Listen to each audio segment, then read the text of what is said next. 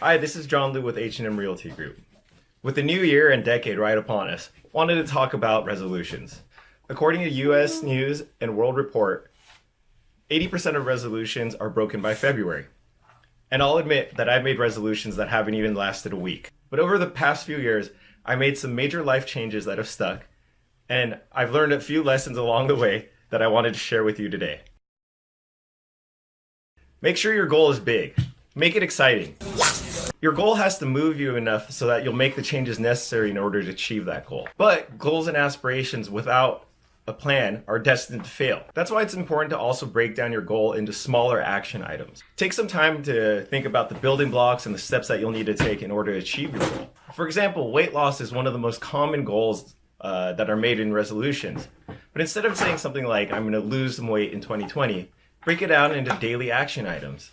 Something like, I'm going to the gym 5 days a week, or I'm going to run a mile every day. By breaking down your goal into action items, you will be able to have a clear picture of what you need to do to achieve your goals, and also a way to track your progress. Which leads me to my next tip. There's two types of accountability, internal and external.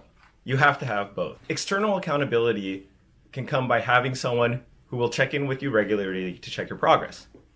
Be careful who you choose. Of course, you should have someone that encourages you.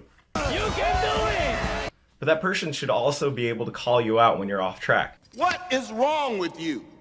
What's wrong with all of you? Make sure that the person you select is truly interested in your success and will push you and inspire you. The second prong is internal accountability. This comes from within. And this is probably the most important because at the end of the day, you're the only person who's going to be responsible for and in control of your success. To make true lasting change, you need to take those action items that you identified and make them a part of something that you simply do. My business coach calls them non-negotiable daily minimum standards. That means that they're just a part of your routine and they're just something you do. If you think about it, the things that we do in our daily routine were actually learned. You need a shower, kiddo. No. Jordan, when do you need to wear pants?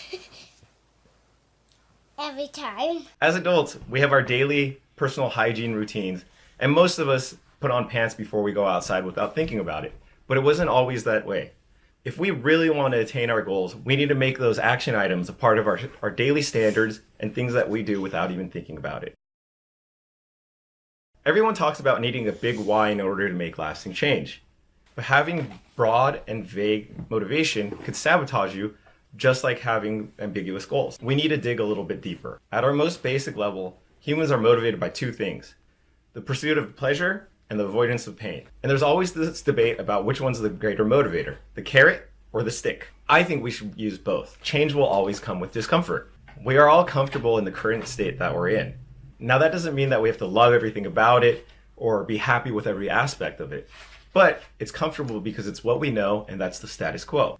If your goal is big enough, that discomfort's probably going to be pretty significant. Whether that's waking up an hour earlier in order to hit the gym, or working long hours on your side gig, even after you're finished with your normal day job, or getting in front of a camera and making videos in order to promote your business. The only way we'll actually do the things that are necessary in order to achieve our goals is if the pleasure that we gain from it, or the pain that we avoid from doing it, outweighs the discomfort that is caused by doing that action. That's precisely why I think that you need to think of it from both sides. For me, it's the potential positives that get me excited and wanting to do something to make a change, but it's the avoidance of the negative consequences that gets me to really dig down and do the things that I'm uncomfortable doing. For example, I made a drastic decision to change my career after practicing law for almost a decade. I set the goal of building a successful real estate investing and sales business. The potential positives like financial freedom, doing something that I'm passionate about, helping people, and being my own boss were all things that really motivated me and pushed me to the decision to make a change and do something that I wanted to do. But to get me through the daily grind and do the things that really make me uncomfortable, I think of the negative consequences of not doing those actions.